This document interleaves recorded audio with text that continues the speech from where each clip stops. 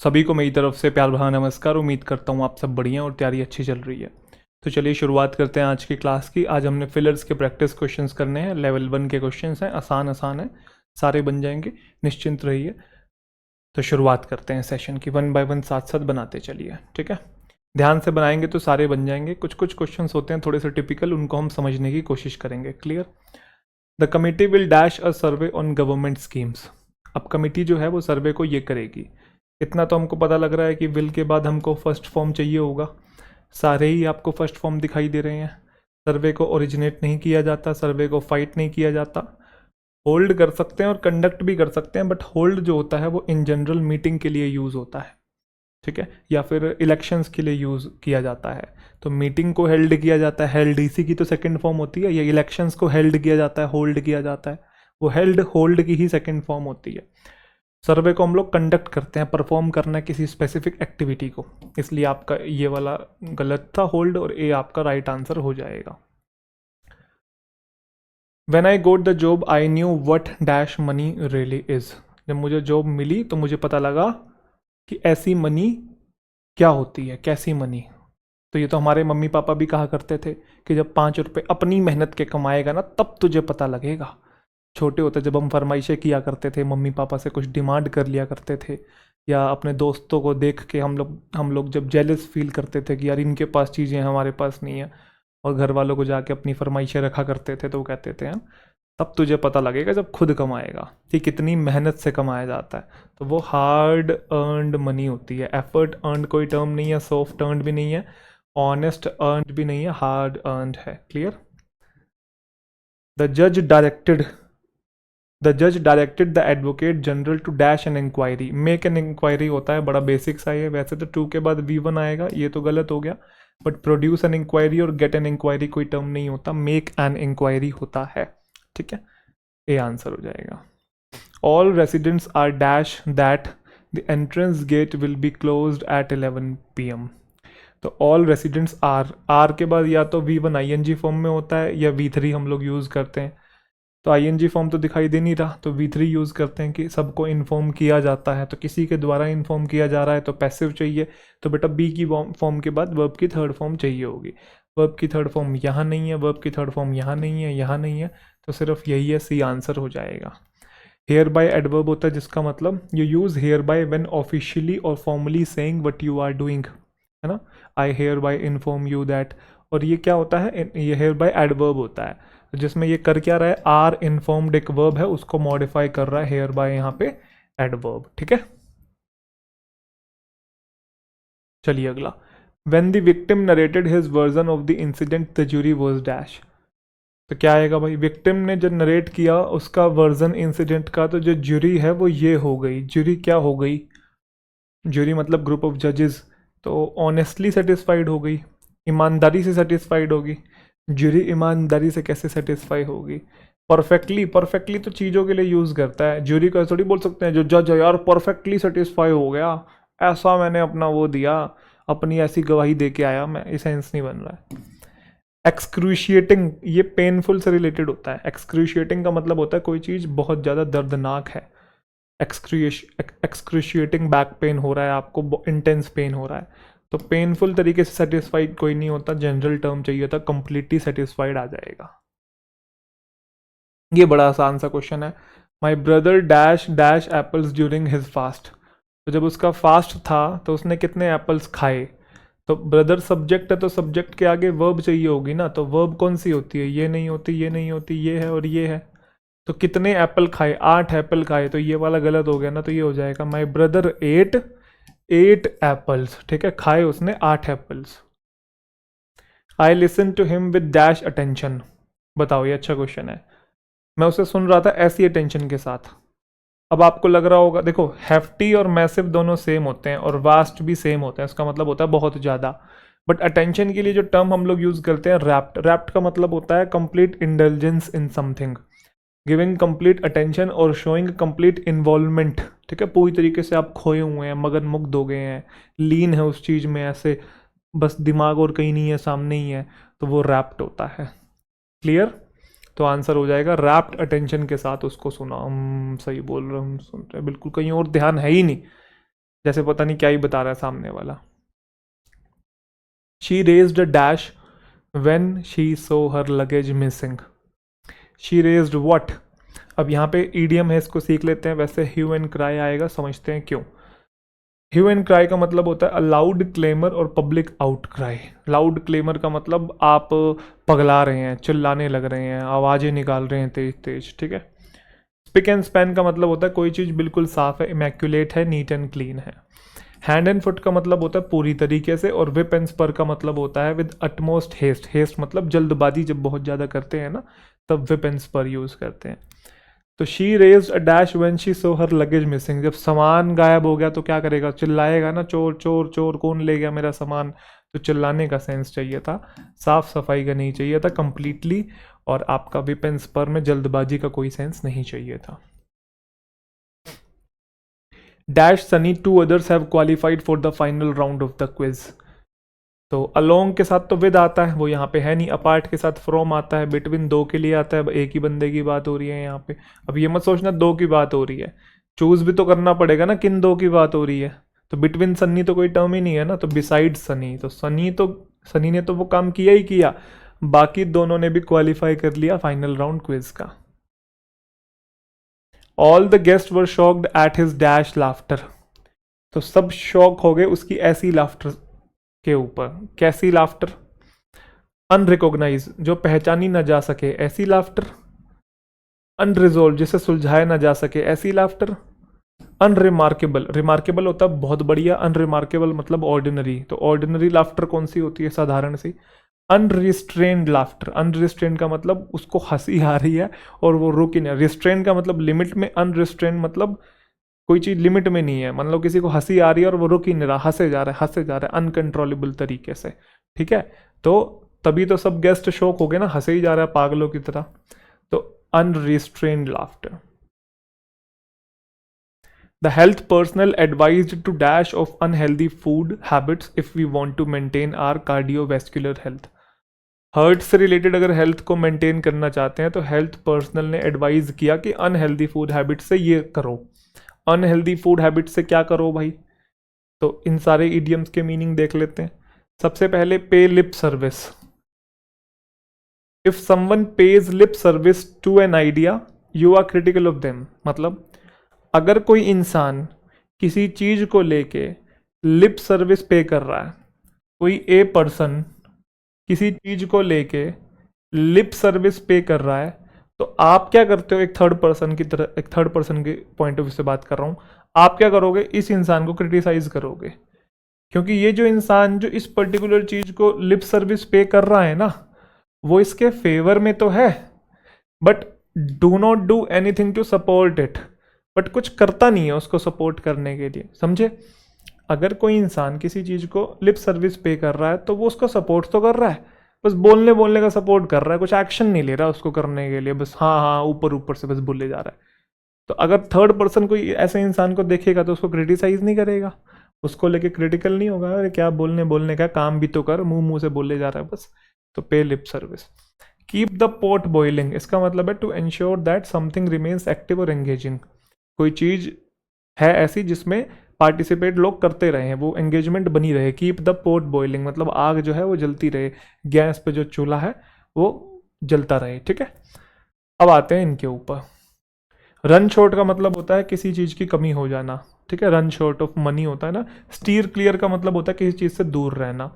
अब यहाँ lip service की बात नहीं है कि कोई कुछ कह रहा है और उसे फॉलो नहीं कर रहा है, यहाँ पे कोई चीज़ एंगेजमेंट नहीं है, यहाँ पे कोई चीज़ कम नहीं हो गई है, यहाँ पे दूर रहने के लिए बोला है, क्योंकि एडवाइस दे रहा है ना, हेल्थ पर्सनल ने एडवाइस किया कि अनहेल्दी फूड हैबिट से स्टीयर क्लियर मतलब दूर रहो भाई, अगर मेंटेन करना चाहते हो कार्डियोवैस्कुलर हेल्थ।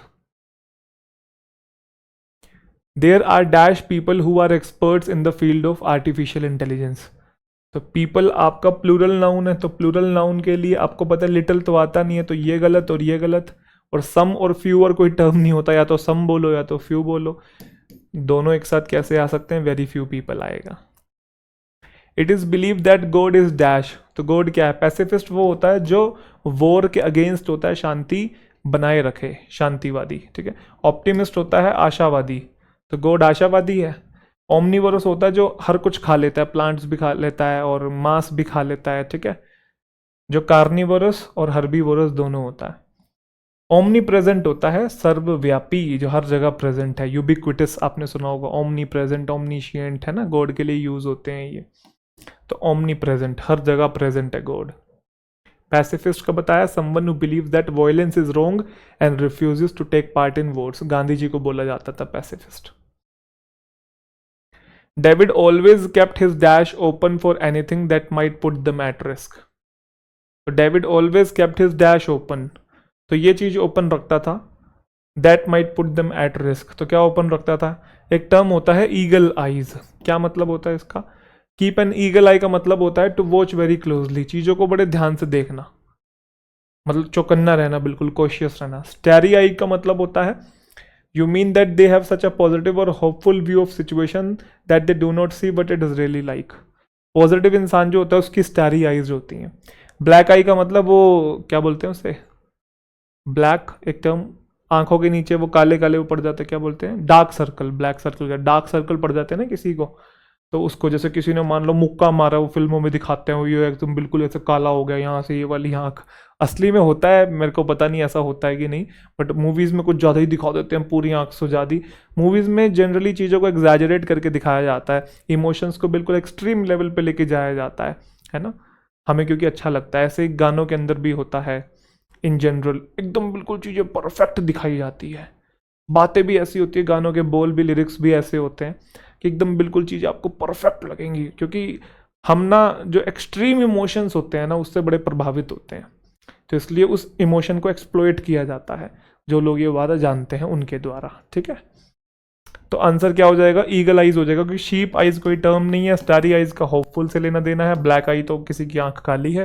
वो कह रहा है David always kept his eagle eyes open, चौकन्ना रहता है हमेशा, and that might put them at risk. Ram was praised for his dash leadership, तो लीडरशिप ब्रॉड नहीं हो सकती, ब्रॉड तो कोई चीज होगी, मैजिकल लीडरशिप कोई टर्म नहीं होता। इमेजिनरी नेगेटिव वर्ड है, विजनरी पॉजिटिव वर्ड है। इमेजिनरी ख्याली चीजों से रिलेटेड है, विजनरी विजन से रिलेटेड है, और लीडरशिप विजनरी होती है कि आगे का ये प्लान है, 5 साल बाद का, 10 साल बाद का, या कोई मूवमेंट को लीड किया जा रहा है तो विजन है, कोई चीज अचीव करना चाहते हैं, ये पॉजिटिव वर्ड है, तो बी आंसर हो जाएगा। Clear? This app is very for online shopping. अच्छा, ऐप के बारे में बताना है, ये नाउन है, नाउन को जो मॉडिफाई करेगा बेटा वो एडजेक्टिव हो जाएगा, बोलो हाँ।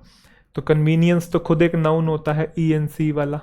कॉम्पिटेंसी भी नाउन होता है, ENCI वाला। कैपेबल के साथ ऑफ आता है आगे, फॉर है, तो मतलब ये भी गलत, कन्वीनियंट आ जाएगा। ये जो ऐप है कन्वीनियंट है ऑनलाइन शॉपिंग के लिए। बनाओ भाई जल्दी से।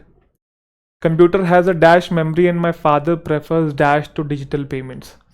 तो आपने सुना होगा कंप्यूटर की कैश मेमोरी होती है, जैसे आप कोई पासवर्ड डालते हो, लॉगिन करते हो कहीं पे, और नेक्स्ट टाइम आपको लॉगिन करने की ज़रूरत नहीं पड़ती, क्योंकि जो वेबसाइट है उसने स्टोर कर लिया आपका सब कुछ, जो इन्फॉर्मेशन वगैरह। या कोई चीज़ आपने लोड की थी फर्स्ट टाइम, तो लोड होने में टाइम लगा था, बट नेक्स्ट टाइम जब आपने विजिट की उस वेबसाइट को, तो क्या हुआ, वहाँ पे आपकी सारी इन्फॉर्मेशन पहले से ही स्टोर थी, तो आप जहाँ छोड़ के गए थे वहीं से वो खुल जाती है, तो उसको कैश मेमोरी बोलते हैं।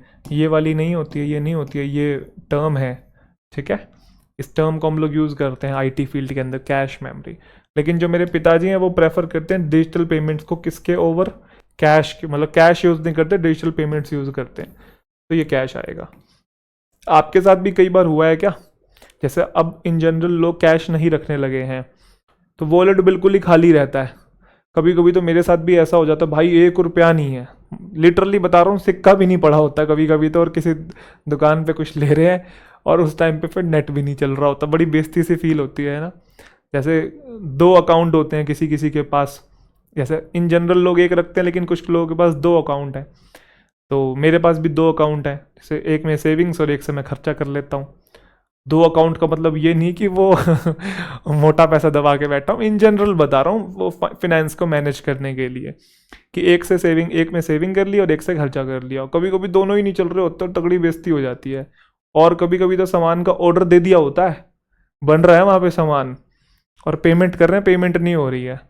तो एक आधी बार तो मैंने ऐसा भी कहा है कि कल आऊँगा तो दे दूंगा है, और अमाउंट कुछ ज़्यादा नहीं है, कम ही अमाउंट में थोड़ा हो जाता है कभी कभी। थोड़ा बहुत कैश रखना चाहिए यार, इमरजेंसी में ज़रूरत पड़ती है, हम बिल्कुल ही यूज़ नहीं कर रहे हैं। चलो जी, अगला आपके सामने है, they hired her to increase sales but her strategies failed to dash. They hired her to increase sales but her strategies fail to dash. अब यहाँ पे भी ईडियम चाहिए आपको, मूव द निडल आएगा, पढ़ लेते हैं पूरा। मूव द निडल का मतलब होता है टू मेक अ चेंज जो कि नोटिसेबल हो, इस लेवल का इम्पैक्ट डालना जो कि सबको दिखाई दे, ठीक है। और बर्न योर ब्रिज आपने सुना है, ये कहानी भी है जिसमें राजा जो होता है वो सामने वाले सम्राट से लड़ने के लिए जाता है और वो दरिया पार करके जाना होता है, और जैसे ही वो उसके लैंड पे पहुंचते हैं तो वो अपने सैनिकों को बोलता है अब अपनी नाव जला दो, क्योंकि अब या तो डू है या तो डाई है, बर्न योर ब्रिजेस है ना, या तो लड़ेंगे या तो मरेंगे। तो एक ऐसी सिचुएशन जिसमें आप वापस नहीं जा सकते, impossible for you to return. और गेट योर सेकेंड विंड का क्या मतलब है कि आप कंटिन्यू कर रहे हो किसी चीज को, डिफिकल्ट चीज को, है ना, after you have been tired और आउट ऑफ ब्रेथ, मतलब थक गए थे बावजूद उसके अब आप क्या कर रहे हो, दोबारा से हिम्मत करके उसको एफर्ट लगा के करने की कोशिश कर रहे हो, सेकंड विंड वहां पे यूज होता है। तो उन्होंने हायर किया उसको सेल्स को इंक्रीज करने के लिए, बट उसकी जो स्ट्रेटजीज हैं उससे कुछ इम्पैक्ट नहीं आया, ये बोलना था। तो ये वाला है। पॉइंट ऑफ नो रिटर्न का मतलब नहीं है, स्पिल द बीन्स का मतलब होता है राज खोल देना, सीक्रेट बातें बता देना, ये नहीं है। दोबारा चांस का भी कोई सेंस नहीं है, स्ट्रैटेजीज जो है वो इम्पैक्ट डालने में फेल हो गई। Neetha can assemble the students of class, तो कैसे असेंबल कर सकती है क्लास के वर्ब को मॉडिफाई करने के लिए, एडवर्ब चाहिए होगा ना, तो ये दोनों तो एडवर्ब है नहीं, एल वाई वाला है, तो स्लोली थोड़ी असेंबल करेगी, क्विकली असेंबल कर सकती है, जल्दी से इकट्ठा कर सकती है क्लास के बच्चों को। The teacher kept stopping her online lesson to dash, sorry check to dash to check if her students were following it. तो टीचर जो है वो ऑनलाइन क्लासेस में बीच बीच में रुक जाती थी ये चेक करने के लिए कि जो स्टूडेंट्स हैं वो फॉलो कर रहे हैं कि नहीं कर रहे हैं। तो इनडिफरेंटली का मतलब होता है उदासीनता, मतलब ध्यान न देना, किसी चीज़ में इंटरेस्ट न लेना। तो टीचर तो इंटरेस्ट ले रहा है ना, तभी तो रुक गया वो। इम्पार्शली क्या होता है, इम्पार्शली से पहले पार्शली समझो, अगर आप पार्शियल हैं तो आप बायस्ड हैं, इम्पार्शियल है तो आप अनबायस्ड हैं। तो यहाँ कुछ अनबायस्ड की और इक्वालिटी की बात नहीं हो रही है। रिस्पॉन्स तो वो दे रही है ना, तभी तो रुक गई थी, तो अनरिस्पॉन्सिवली भी नहीं आएगा। ओकेजनली कि हर 10-15 मिनट में रुक रुक के देख रही है कि बच्चे कर रहे हैं काम अपना कि नहीं कर रहे हैं, ठीक है। चलो बनाओ भाई अगला जल्दी से। It is easier to make a promise than to dash a promise. अब प्रॉमिस को क्या किया जाता है, प्रॉमिस को मेंटेन नहीं किया जाता, प्रॉमिस को फॉलो नहीं किया जाता, जस्टिफाई नहीं रखा जाता है। कीप द प्रॉमिस बोलते हैं ना ऐसा, और हैव माई वर्ड एक ये भी हम लोग यूज़ करते हैं। तो कीप द प्रॉमिस एक टर्म होता है। तो it's easier to make a promise than to keep a promise, वादा करना आसान है उसको निभाने से। डी आंसर है। So dangerous did the weather conditions dash that all mountain roads were closed. तो डिड है ना, तो डिड के साथ सेकंड फॉर्म आ नहीं सकती, डिड और हैव दोनों साथ कैसे आ जाएंगे, डिड के साथ बिकम्स कैसे आ जाएगा, एस या एस फर्स्ट फॉर्म आती है, सी आंसर है। The friends decided to play cards to dash time. तो किल करते हैं हम लोग टाइम को, कि I have to do something to kill the time. जैसे लोग रिटायर्ड हो जाते हैं तो उनके पास कोई काम नहीं होता, so they have to do something in order to kill that time, ठीक है। तो kill the time, kill the time कहाँ पे है, ये रहा। इग्नोर नहीं करना है, मूव और ईज नहीं करना है, किल द टाइम टर्म होता है।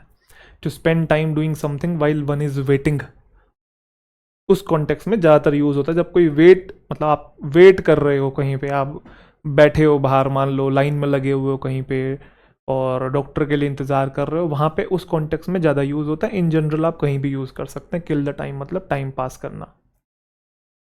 He is an absolutely dash man. Man एक नाउन है, तो नाउन को मॉडिफाई करने के लिए एडजेक्टिव चाहिए होगा। चेज्ड तो वर्ब होती है, किसी को चेज करना, फॉलो करना। चेस्ट छाती को बोलते हैं, क्रेज्ड वर्ब है। चेस्ट, चेस्ट मतलब प्योर, चेस्ट एडजेक्टिव होता है, ठीक है। My mother was dash at my negligence and scolded मी। तो क्या थी मेरी नेग्लिजेंस को लेके, एनर्जेटिक थी, नाचने लगी कि मैंने गलत काम किया कोई। खुश भी नहीं होगी, प्लीज का मतलब खुश होना, उत्साहित भी नहीं होगी, थ्रिल्ड भी नहीं आ सकता। फ्यूरियस थी, गुस्सा थी। I have no buddy dash I can confide in. मेरे पास कोई नहीं है जिसे मैं अपनी राज की बात बता सकूं, जिसे मैं अपने कॉन्फिडेंशियल बातें बता सकूं। तो I have no buddy, I subject है, हैव उसकी वर्ब है। आई सब्जेक्ट है, कैन कन्फाइड उसकी वर्ब है।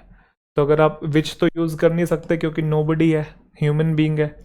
और हुज पोजेशन के लिए यूज़ होता है, इसके बाद कोई नाउन होना चाहिए था, है ना, तो वो भी नहीं है। आपका आई कैन सब्जेक्ट लिखा हुआ है वहाँ तो, और कैन कन्फाइड उसकी वर्ब है। बताओ भाई। और होम और हुएवर में से कौन सा यूज़ करेंगे? ये तो सब्जेक्टिव केस होता है, हमें ऑब्जेक्टिव चाहिए। कारण क्योंकि हुएवर लिखोगे तो वो सब्जेक्टिव है, उसे वर्ब चाहिए होगी, एक्स्ट्रा वर्ब ऊपर है नहीं, तो एक्स्ट्रा वर्ब नहीं है तो फिर होम आ जाएगा। He made me think of an old time magician more than dash. He made me think of an old time, more than anything होता है, ये भी एक फ्रेज होता है। मोर देन एनीथिंग का मतलब ग्रेटर देन एनीथिंग, ठीक है, मोर देन एनीथिंग ये रहा। मोर देन एनीथिंग का मतलब है वेरी मच, या वेरी बैडली, या अबव ऑल अदर, या अबव ऑल थिंग्स, बाकी सारी चीजों से ऊपर, more than anything. Clear? People all over the world are concerned about the human right to live with dash. तो लोग जो हैं पूरी दुनिया में कंसर्न्ड हैं मानव के अधिकारों को लेके कि वो रहें, कैसे रहें। विद पोइज, पोइज का मतलब एक तो रेडी होता है, और पोइज का मतलब शांत होता है, शांत।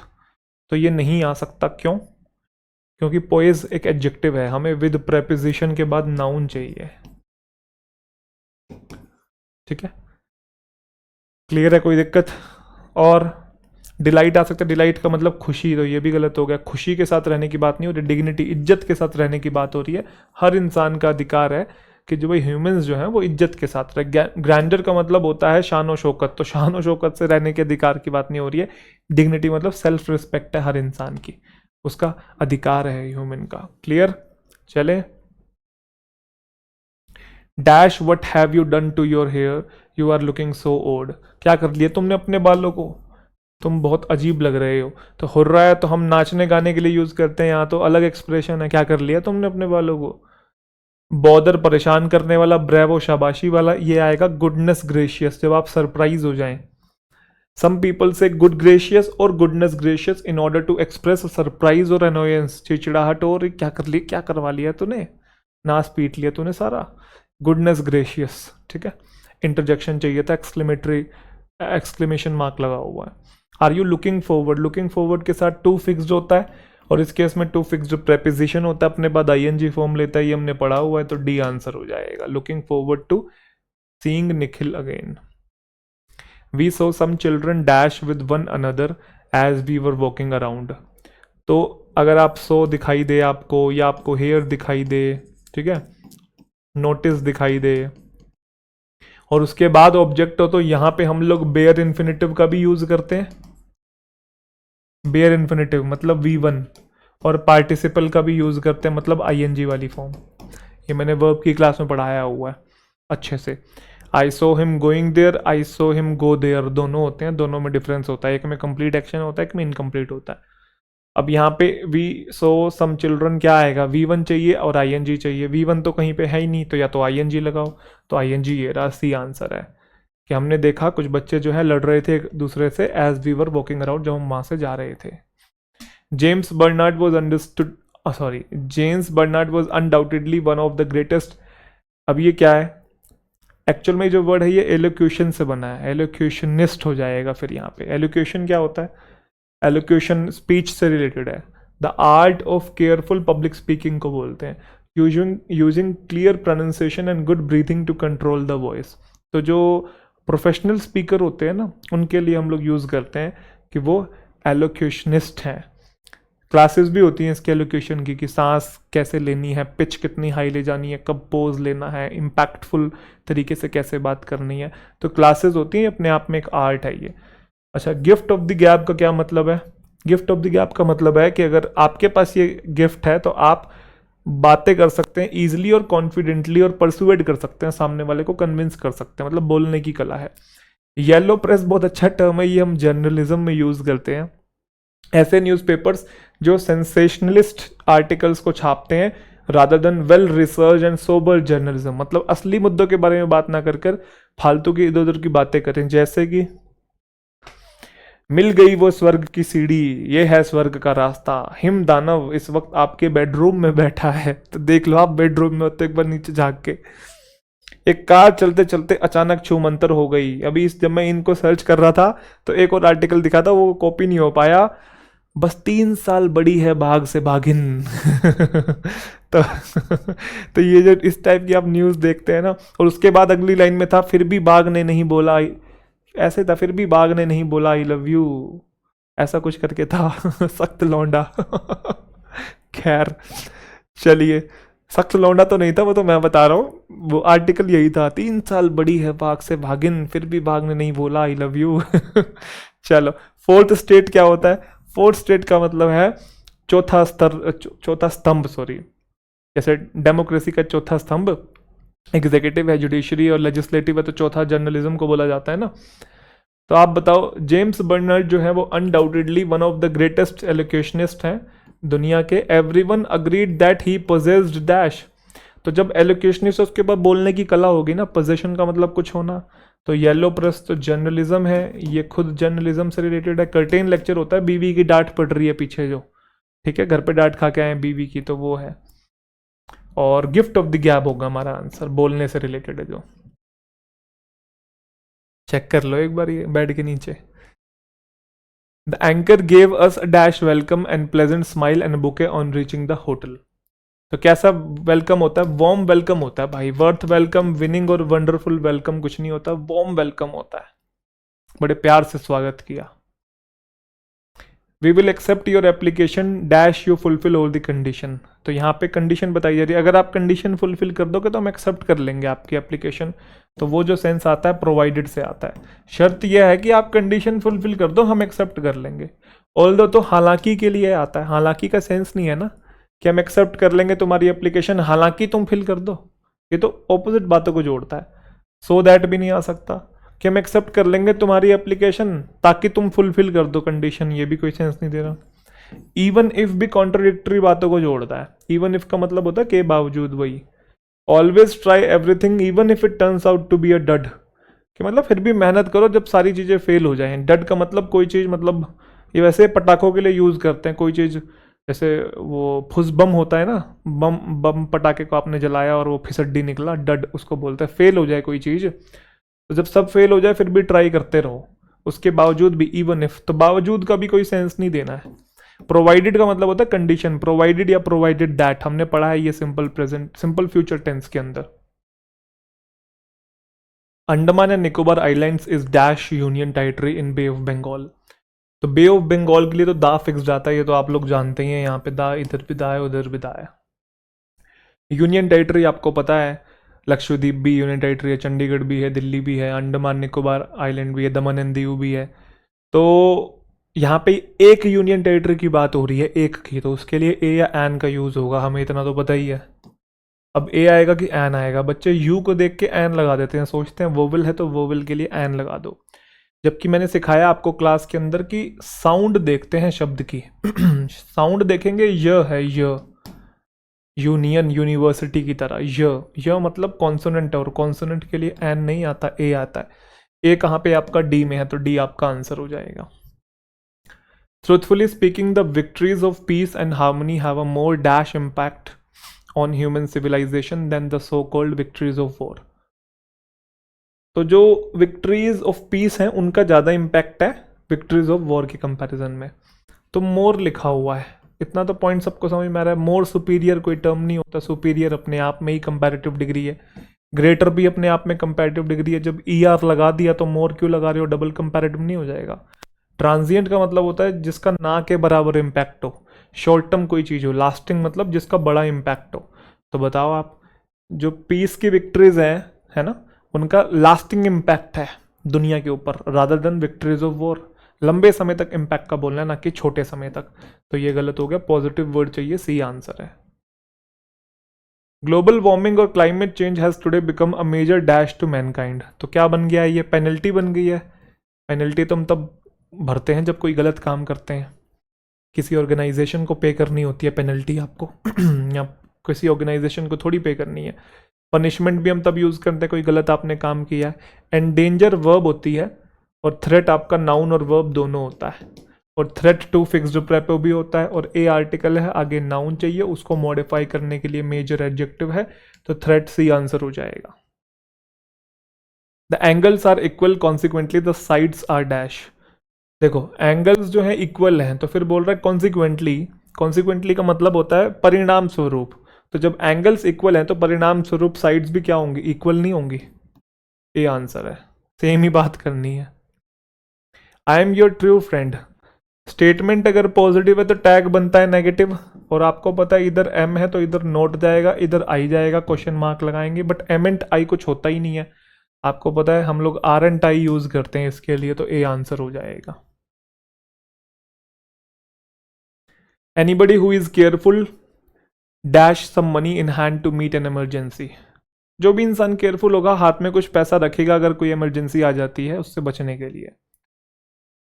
तो anybody who is careful, have kept कहाँ से आ गया कि रखा होगा, नहीं रखेगा, ये बात बोलने, क्योंकि इमरजेंसी आई थोड़ी आएगी ना। फिर पास्ट की बात नहीं हो रही, पास्ट की ने विल कीप आएगा कि कोई भी इंसान जो केयरफुल होगा वो ज़रूर रखेगा, विल कीप सम मनी, अपने पास पैसा ज़रूर रखेगा ताकि इमरजेंसी को मीट किया जा सके, मतलब बचा जा सके उसके डिजास्टर से। क्लियर है? अरे बोलो हाँ, नहीं बोलोगे? Sivakshi is famous for his dash box industry and I am unable to find a dash for my purple dress. तो कौन सी इंडस्ट्री होगी? मैच बॉक्स इंडस्ट्री है, स्वेट बॉक्स, चैटर बॉक्स और ब्रेड बॉक्स कौन सी इंडस्ट्री होती है? Match box. And I am unable to find a match for my purple dress, से मैच नहीं मिल रहा है मेरा, सिंपल सी बात है, बी आंसर है। नकली सा सवाल था। The wind dash so powerfully that the door closed, तो पास्ट की बात हो रही है, क्लोज्ड लिखा हुआ है तो यहाँ पे भी V2 चाहिए होगा, ये फर्स्ट फॉर्म है। ब्लू तो नीले रंग से रिलेटेड है, ये भी नीले रंग से रिलेटेड है, ब्लू आएगा, blow blew blown second form है। तो हवा बहुत तेज चली। The surgeon could not stand the weather because it was dash cold, तो कोल्ड आपका एडजेक्टिव है, एडजेक्टिव को मॉडिफाई करने के लिए एडवर्ब चाहिए होता है, और बिटरली कोल्ड होता है, इसका मतलब कड़ाके की ठंड थी। कॉशियसली कोल्ड, स्मूथली और केयरफुली कोल्ड कोई टर्म नहीं है। Could not stand the weather का मतलब है मौसम का जो मौसम जो था उसको बर्दाश्त नहीं कर पा रहा था, इतनी ठंड पड़ रही थी। The management wants to dash restrictions at the work place, तो रिस्ट्रिक्शंस को इम्पोज किया जाता है, रिस्ट्रिक्शंस को लगाने का मतलब इम्पोज करना, ना कि एनकरेज, सेटल और ब्रेक करना। रिस्ट्रिक्शंस के लिए इम्पोज यूज करते हैं हम लोग। You dash carry all the books to school daily, तो बताओ भाई, ऑट के साथ तो टू आता है, वो है नहीं। You would not carry, daily की बात हो रही है कि डेली जो है आपको सारी किताबें नहीं लेके जानी चाहिए, तो वुड तो पास्ट में फ्यूचर की बात करते हैं। हैव लिख रहे हो तो हैव के बाद V3 लिखना पड़ेगा, यहाँ तो फर्स्ट फॉर्म है तो ये भी गलत, नीड नॉट आएगा। You need not carry all the books to school daily, need यहाँ पे मॉडल वर्ब है, ध्यान रखिएगा, ठीक है। नीड यहाँ पे मॉडल वर्ब है, इसलिए मॉडल वर्ब के बाद फर्स्ट फॉर्म है। पढ़ाया हुआ है ना मैंने मॉडल्स की क्लास के अंदर कि नीड हेल्पिंग वर्ब भी होता है, नीड मॉडल वर्ब भी होता है, helping sorry need main verb भी होता है, नीड मॉडल वर्ब भी होता है। ऐसे ही डेयर भी, डेयर मॉडल वर्ब भी होता है और मेन वर्ब भी होता है, दोनों में डिफ्रेंशिएट करके मैंने अच्छे से समझाया हुआ। आई होप आपने पढ़ लिया वो चीज़, ठीक है। तो you need not carry all the books to school daily. Vivek has a strong resemblance dash his father, देखो रिसेंबल के साथ तो कोई प्रेपो नहीं आती है, हमने पढ़ा है ये चीज, no prepo. I resemble my father, she, I resemble my father, she resembles her mother, but resemblance के साथ टू आता है, रिसेंबलेंस नाउन है। Both children bear a very close resemblance to their father, शक्ल मिलती है उनके पिताजी से, तो विवेक की शक्ल मिलती है किससे? उसके ग्रैंडफादर से। तो जब रिसेंबलेंस यहाँ पे नाउन है उस केस में हम लोग टू लगाते हैं। जैसे एम्फेसाइज के बाद कोई प्रेपो नहीं आता बट एम्फेसिस के साथ ओन आता है। ऐसे बहुत सारे वर्ड्स हैं जब वो वर्ब होते हैं तो प्रेपो नहीं लेते, बट जब वो नाउन बन जाते हैं तो प्रेपो ले लेते हैं। जैसे एंटर के साथ इनटू नहीं आता है, एंट्री के साथ आता है, नाउन बन गया तो आता है, ठीक है। Mentally strong people do not dash to suicide over trivial issue, छोटे छोटे इश्यूज के ऊपर सुसाइड के आगे घुटने नहीं टेकते हैं मेंटली स्ट्रॉन्ग पीपल। तो मेकअप का मतलब तो मन बनाना होता है, कंसीव का मतलब कुछ समझना, और फॉल इन का मतलब समझते हैं यहाँ पे take one's place in line और फॉर्मेशन, एक ही लाइन में खड़े हो जाना, फॉल इन। फॉल इन का मतलब अटैक भी होता है, ठीक है। तो यहाँ पे क्या रहा है कि सुसाइड के आगे घुटने नहीं टेकते हैं, गिवन नहीं करते हैं, बहुत जल्दी हार नहीं मानते, हार नहीं मानना, गिवन मतलब घुटने टेक देना, ठीक है। गिवन का मतलब गिव अप कर देना, एक तरीके से हाथ खड़े कर देना ऐसे, कि अब मुझसे नहीं होगा। तो सुसाइड का मतलब क्या होता है, मुझसे नहीं जिया जा रहा, तो वही तो सेंस है, तो गिवन आएगा। डू के साथ फर्स्ट फॉर्म चाहिए, यहाँ पे है, ये फ्रेजल वर्ब है भाई। The archaeologist made a dash discovery, तो कैसी डिस्कवरी। सिनाइल क्या होता है, ये ओल्ड एज के कॉन्टेक्स्ट में यूज होता है, ऐसा इंसान जो कि पुअर मेंटल एबिलिटी दिखा रहा है क्योंकि वो बूढ़ा हो गया है, वो क्लियरली अब सोच नहीं पा रहा है, डिसीजन नहीं ले पा रहा है, दिमाग ज़्यादा चल नहीं रहा है क्योंकि उम्र के साथ उसका दिमाग भी कमज़ोर हो गया है। अरे आंसर आ गया का, कोई बात नहीं। तो सिनाइल तो यहाँ आ नहीं सकता क्योंकि वो तो बूढ़े लोगों से रिलेटेड है। आर्कियोलॉजिस्ट जो है उन्होंने कैसी डिस्कवरी करी है, सेंसिबल डिस्कवरी भी गलत है। सेंसिबल तो हम तब यूज़ करते हैं कोई इंसान सिंसियर हो, तो सिंसियर डिस्कवरी कौन होती है। सेंसिटिव हम तब यूज़ करते हैं जिससे आसानी से क्षति पहुंचाई जा सके, ये कौन सी डिस्कवरी होती है। सेंसेशनल, ऐसा कुछ खोज निकाला है जिससे सनसनी फैल गई है, ठीक है, यही है वो डिस्कवरी। चलो, during the curfew the army was dash at strategic locations, तो आर्मी को डिप्लॉय किया जाता है, तैनात किया जाता है। डिस्पर्स का मतलब होता है फैला देना किसी चीज़ को, ऐसे फैला दिया आपने, कोई चीज़ ऐसे बिखर गई है कोई चीज़, चीज़ों के लिए यूज़ करते हैं ये। सप्लाई थोड़ी किया जाएगा, कोई सामान थोड़ी है आर्मी।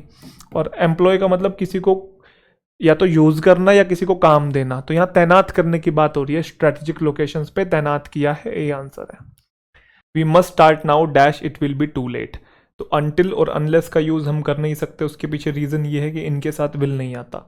हमने ये सिंपल फ्यूचर टेंस में पढ़ा है ना, अनटिल और अनलेस टाइम या कंडीशन बताने वाले शब्द होते हैं, इनके साथ हम लोग विल या शेल का यूज़ नहीं करते हैं। बट हम तब यूज़ करते हैं जब कॉन्ट्रोडिक्टरी बात हो रही हो, यहाँ कुछ कॉन्ट्रोडिक्टरी नहीं है तो फिर और आएगा कि अभी शुरू कर दो, ऐसा ना हो जाए कि तुम लेट हो जाओ, और it will be late. The old man has lost his memory, he is suffering from dash, तो एमनेशिया होता है भूलने की जो बीमारी होती है। अकेशिया हम लोग ट्री को बोलते हैं किसी, अकेशिया। एनेस्थेशिया दवाई होती है जिससे कि बेहोश हो जाता है बंदा या वो पार्ट सुन हो जाता है, ऑपरेशन के टाइम पे एनेस्थेशिया दिया जाता है ना। और एम्ब्रोसिया ये फूड होता है, फाइन फूड को हम लोग बोलते हैं, अच्छा खाना, ठीक है। तो ओल्ड मैन की मेमोरी जो है वो लॉस्ट हो गई है क्योंकि वो किससे सफ़र कर रहा है, एमनेशिया, भूलने की बीमारी से, एमनेशिया, सी आंसर आ जाएगा। The entrepreneur is looking for an dash to fund his project, तो भाई एंटरप्रेन्योर किसको ढूंढता है, इन्वेस्टर को ढूंढता है ना, क्योंकि ये तो आइडियाज़ लेके आता है, ये तो विजनरी होता है, ये तो लीडर होता है, बट पैसा तो कहीं और से आता है ना। तो एंटरप्रेन्योर जो है वो किसको ढूंढ रहा है, इन्वेस्टर को। इन्विजिलेटर तो एग्जामिनेशन में होता है, यहाँ इसकी कोई ज़रूरत नहीं। एविएटर पायलट को बोलते हैं। और इंस्पेक्टर को क्यों ढूंढेगा भाई, इन्वेस्टर को ढूंढ रहा है कि कोई फंड दे दे उसके प्रोजेक्ट को, ठीक है। तो जो आप ये सुनते हैं ना वीसी की, वीसी से फंडिंग मिली है इस वाले स्टार्टअप को वेंचर कैपिटलिस्ट बोलते हैं। पढ़ा हुआ है आपने ये, मैंने पढ़ाया भी आपका कई बार। वेंचर कैपिटलिस्ट क्या मतलब है इसका, कि वो वाली कंपनी को इतने 1000 करोड़ की फंडिंग मिल गई है, वीसी से मिली है, अब वीसी पीछे पैसा नहीं दे रहा है। वेंचर मतलब कोई बिजनेस, कोई स्टार्टअप, कैपिटलिस्ट जिसके पास कैपिटल हो, ठीक है, पूंजी हो। तो किसी बिजनेस में पैसा डालने वाला जो इंसान होता है वो वीसी होता है। कोई इंडिविजुअल भी हो सकता है या पूरा ग्रुप भी हो सकता है वीसी का, कि 4-5 लोग मिल के किसी स्टार्टअप को फंडिंग देते हैं, ठीक है। All organisations seek sincere and dash employees, तो कैसे एम्प्लॉयज़ चाहिए, इनर्ट और इनएक्टिव दोनों सेम होते हैं। वो जो आलसी हूँ, आलसी थोड़ी चाहिए, इनर्ट मतलब वही जो इनएक्टिव रहे, स्लगिश रहे। इंडस्ट्रियल तो इंडस्ट्री से रिलेटेड है, इंडस्ट्रियस का मतलब होता है हार्ड वर्किंग, मेहनती, हार्ड वर्किंग, मेहनती ठीक है। तो all organization seek sincere and industrious employees, industrious को हम लोग डिलीजेंट भी बोलते हैं। We must not lose heart in times of what, तो बुरे समय में हमें दिल छोटा नहीं करना चाहिए। बुरा समय कौन सा होता है, एडवर्सिटी, ये हमने फ्रिक्वेंटली यूज में पढ़ा है ना, कि after the university we are in adversity, है ना, तो बुरा समय। डाइवर्सिटी तो विविधता को बोलते हैं, इसका कोई लेना देना नहीं। डिफॉर्मिटी जब शेप चेंज हो जाए, कोई चीज़ डिस्टोर्ट हो जाए, जिसकी जैसी फॉर्म थी वैसी ना रह के रूप ही बदल जाए। इनएक्टिविटी का भी कोई सेंस नहीं है। बुरे समय में जब खराब हालात चल रहे हो तब दिल छोटा नहीं करना चाहिए, हिम्मत नहीं हारनी चाहिए।